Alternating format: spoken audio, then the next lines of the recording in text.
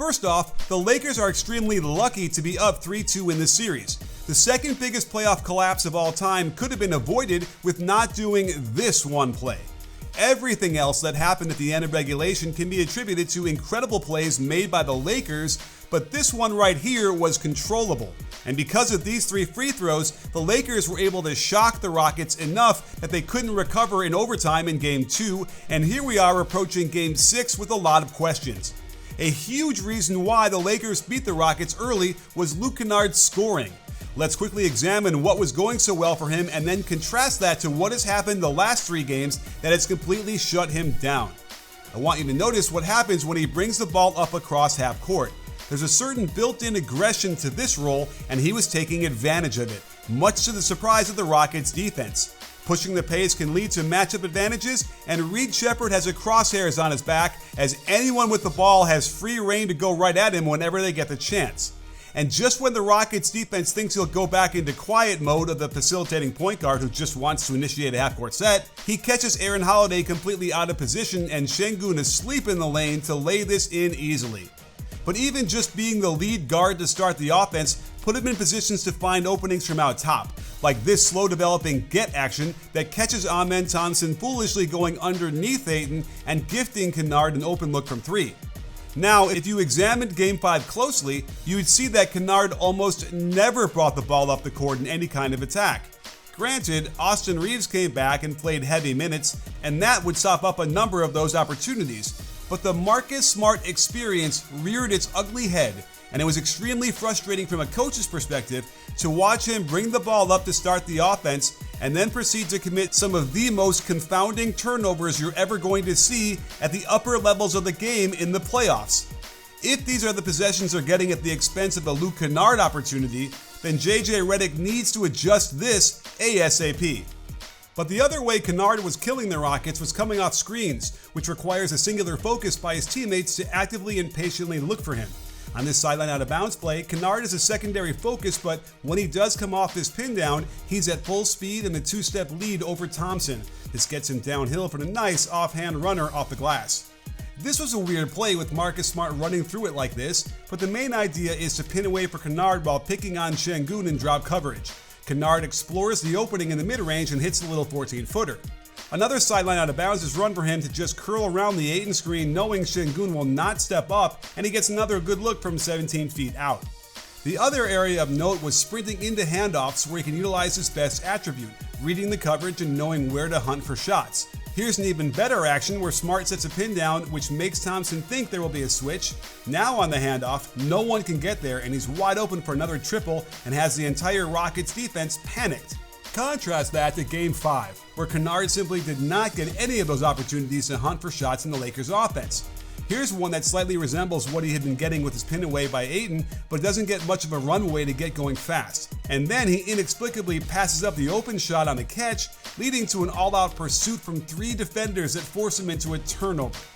On this out-of-bounds play, I'm scratching my head why it's LeBron curling around the screen instead of Kennard, and equally confused why they then wouldn't have had Kennard spotting up in the corner to lure his man to help from 1 pass away. The Lakers got a little obsessed with targeting Sheppard, and it's another reason why Kennard was relegated to setting the screen instead of receiving it. The problem is that it takes the Lakers out of their normal roles, as Rui is not an ISO guy with a plethora of individual moves to get him buckets at the elbow. And in the fourth quarter, Kennard refuses to use that cross screen from Ayton because he knows they again want to pick on the mismatch with Reed Sheppard. However, despite the nice lob, they cannot get an advantage as Kennard is left with a not open cut into the lane and LeBron jacking up one of his 6 misses from behind the arc. You never want to see a team be confused on a called play after a break in the action, but Kennard is looking around, unsure what's supposed to happen before throwing his hands up. Reaves is able to turn this into a fadeaway, and Ayton had a stellar game around the basket. They did try and run him across the baseline for a pin down, and when Thompson shoots the gap over the top, Kennard expertly flares back towards the corner. However, LaRavia isn't a good enough passer to make that, and they eventually stumble into zoom action for Kennard, attacking towards the middle. Unclear how this one missed, but it is clear the Lakers stopped doing for him the things that work so well. Sometimes it's hard to figure out what is working when you're so close to the court and everything is happening so fast. and perhaps that's what happened to JJ Redick, but that vantage point is also what makes these games so amazing to watch in person, which is why you need to download SeatGeek. They've got the tickets you're looking for to sporting events, concerts, and the theater. They've got a rating system that tells you what kind of a deal you're getting, and I use them anytime I go see the Lakers or Clippers in Los Angeles. I saw Wemby in person with a great vantage point and an even better deal because of SeatGeek. The best part, if you tell them I sent you, you'll get a special deal. Use my code BBall2025 and save 10% off your next set of tickets. So click that link and download their app with my code and save real money on your next tickets. Another reason Canard couldn't get any shots was because the Lakers weren't making the one more pass to him. LeBron could have set him up for a three, but instead clanks his own shot that directly leads to a Canard foul on the rebound. And then Rui simply has to see Kennard wide open behind the arc instead of shooting this contested long two when down by as many as 9 points in the fourth. And I couldn't help but feel that Marcus Smart's play directly affected Kennard's lack of opportunities. Instead of finding some sort of screen to come off of, Kennard drifts to the weak side while Smart throws the ball right to Sengun.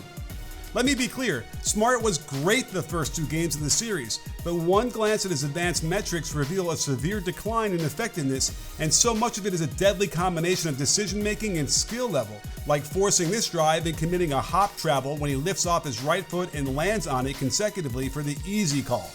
It got so bad that the Lakers had to bench Smart in the fourth quarter, which triggered their mini comeback because awful turnovers like this were taking away possibilities from Canard. And that brings us to the Rockets awakening from behind the arc, which makes sense considering they ranked 10th in three-point percentage despite taking the 3rd fewest in the league. In the regular season, if one team outscored the other by 7 or more made threes, they won 78% of the time. And let's examine how some of these unfolded. Because of the drag screen early in the clock, Jackson Hayes had to switch onto Amen Thompson, as we see Reeves do a good job of holding his position on a shooter in the corner. Contrast that to what Hayes naturally does by leaving his man one pass away in the corner. Now it's their game plan to dare Thompson to shoot, and last night he proved he can hit him when this wide open.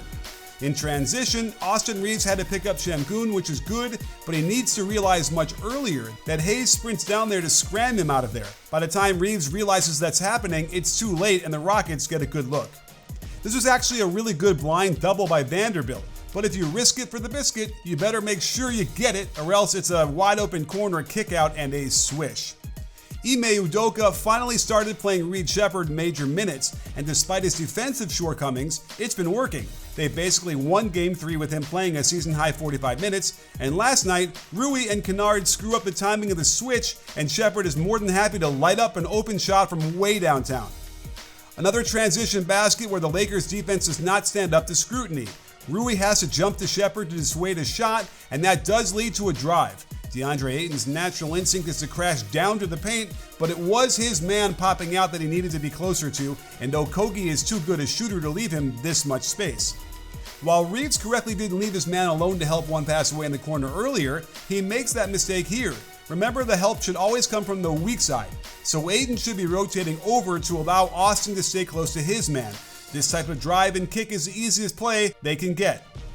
Here's the beauty of a play by Sengun as he gets doubled in the post. Watch how he dribbles to some open water and then manipulates Marcus Smart by staring at Eason down low, but then throwing the no-look pass to Sheppard at the right wing. That's what we call open, and Sheppard hits him with the back rim and down shot. More transition defense issues as the Rockets don't even push it up that fast. Reeves has no idea that Jabari Smith Jr. is his man until it's way too late, and this started to become a blowout. Ayton played great on both sides of the ball as he forces Sengun to pass the ball out. However, Smart gets caught ball watching and his man grabs the weak side rebound. Reeves had started to leak out early instead of playing the position, and as a result, he's nowhere close enough to get to the corner as Holiday lights it up. Here's another double of Sengun in the post that looked pretty good until Canard foolishly hops down towards the lane line. His man is one pass away. He should never be that far off of him on the strong side, allowing Smith an aggressive dip into a quick release shot. Considering Kevin Durant has not played in any of the Rockets' wins, we're starting to realize that perhaps it's a better matchup for Houston without him.